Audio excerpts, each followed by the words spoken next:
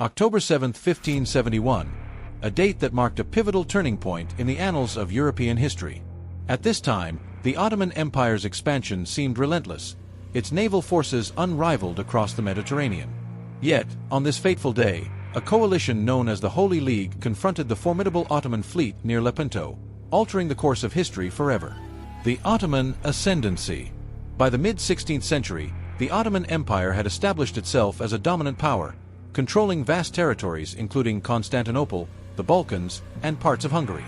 Their naval prowess was unparalleled, instilling apprehension throughout European realms. The Christian kingdoms, fragmented and often at odds, found themselves vulnerable.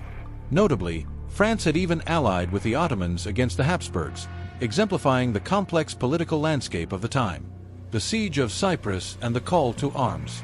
In 1570, the Ottomans set their sights on Cyprus, a Venetian stronghold. The island succumbed after a brutal siege, leading to the massacre of thousands of Christians and the enslavement of many others. Recognizing the existential threat, Pope Pius V championed the formation of the Holy League, a coalition comprising Spain, Venice, the Papal States, Genoa, Malta, and other Italian entities. Their collective aim, to halt the Ottoman advance and safeguard Christendom. Don Juan of Austria, the chosen leader. At the helm of this coalition was Don Juan of Austria, the 24-year-old illegitimate son of Emperor Charles V. Despite his youth, Don Juan had already demonstrated exceptional military acumen and charismatic leadership. His appointment galvanized the forces, uniting them under a singular, resolute command. The naval forces assemble. The Holy League's armada convened at Messina, boasting 206 galleys and over 80,000 personnel, including soldiers, sailors, and rowers.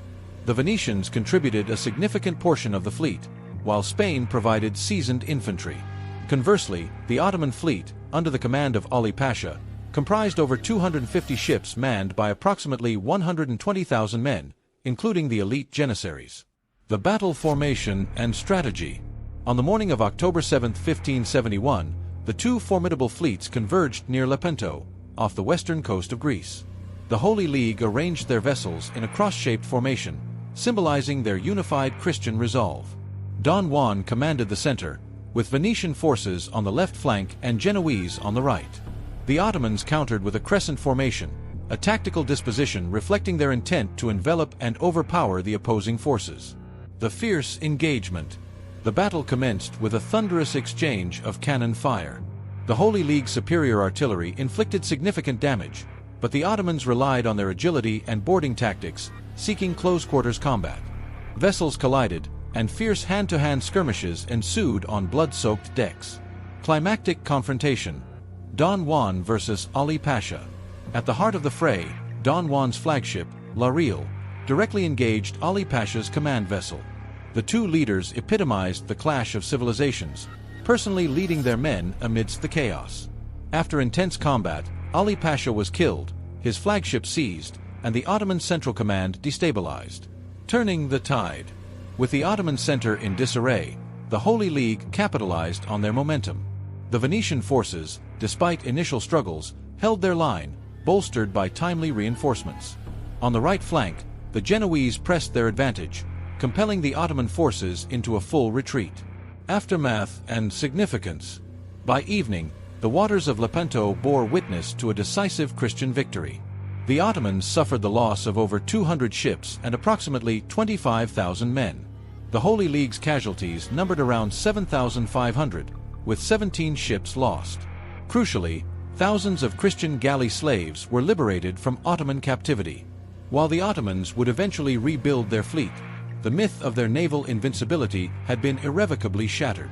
Legacy of the Battle of Lepanto. The Battle of Lepanto stands as a testament to the power of unity against formidable odds. It marked the last major engagement involving oared galleys and underscored the shifting dynamics of naval warfare. More profoundly, it signified a moment when disparate Christian states set aside their differences to confront a common threat, altering the trajectory of European history. If this exploration into the pivotal moments of history resonates with you, consider subscribing for more in-depth analyses and narratives that delve into the events that have shaped our world. We value your insights and perspectives. Share your thoughts in the comments below. How do you perceive the impact of the Battle of Lepanto on subsequent historical developments? History offers us a mirror, reflecting the complexities and triumphs of human endeavor.